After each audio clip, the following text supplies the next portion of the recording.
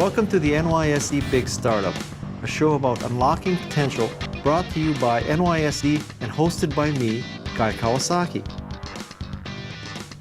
What Glam does is in style, home, family entertainment, and then more recently we've launched food, so foodie.com, parenting, and also health and wellness. So we really behave very much like a traditional media company, with the big difference we don't print any magazines and we don't do any television direct. So we do all our content is digital.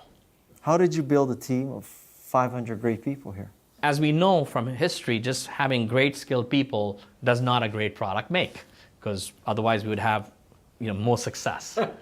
So the missing other two things that I found in my life that are very important, I really classify into two different groups. One is tone and attitude that you bring to the job, which is really falls into the area of you may be very good at doing something, but if your attitude is not one of collaboration or working together, you will not be successful, and you have to develop that.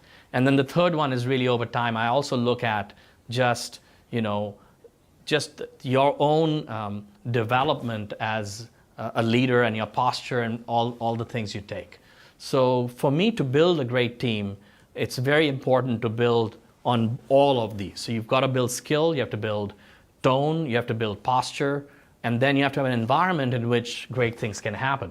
So you're familiar with NYSC Big Startup. How do you think the NYSC can help a company like yours or a technology startup? For me, one of the biggest lessons I've learned that I think someone through this program can really help people with is, I really learned that the idea is more important in deciding what to do for each company than the other way around. So what I mean by that is if you're starting a company and you're growing it, you have to ask yourself the question, what does this idea want and warrant? Not what you, the founder or investor, wants or warrants.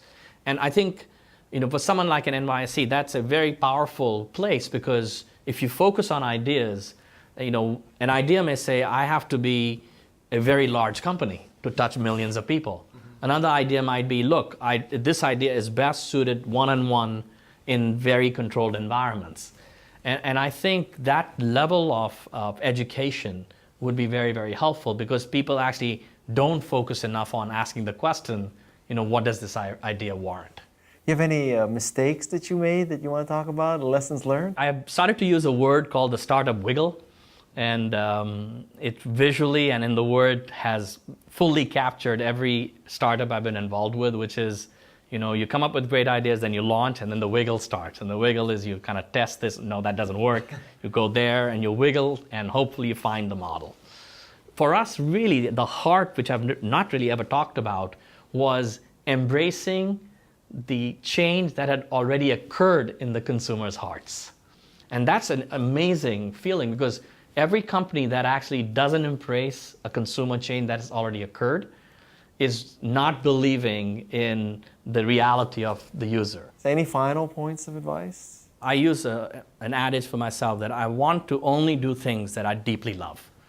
Because if you deeply love what you do, a lot of the bull goes away, and you can really enjoy and put all of your heart and soul to it. So I always ask myself the question, and hence can pass that forward, is ask yourself the question constantly, do you really, really love and care about what you're doing? Because if you don't, you can still do it, but it won't come from the same place. Okay. So that's it. Great. Thank you for joining us. Samir, a pleasure. Thank you. Thank you for watching the NYSC Big Startup.